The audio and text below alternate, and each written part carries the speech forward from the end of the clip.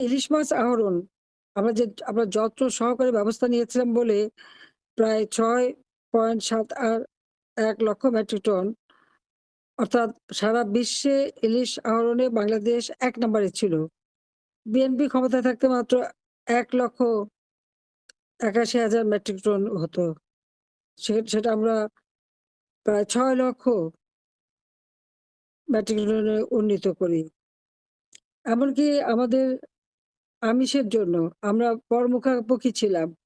কবে ভারতীয় গরু আসবে তখন আমাদের ঈদ হবে, তা না। আমরা নিজের পায়ে দাঁড়ানোর ব্যবস্থা নিয়েছিলাম। এই গবাদি প্রাণীর সংখ্যা আমরা প্রায় ৭,৯৮,৭৮,০০০ প্রায় ২ গুণ বৃদ্ধি করি। মানুষকে উৎসাহিত করি। আমরা আমাদের যারা তরুণ সমাজ তাদেরকে কর্মসংস্থান ব্যাংক থেকে বিনা জামানতে ২ লক্ষ করে টাকা দিতাম।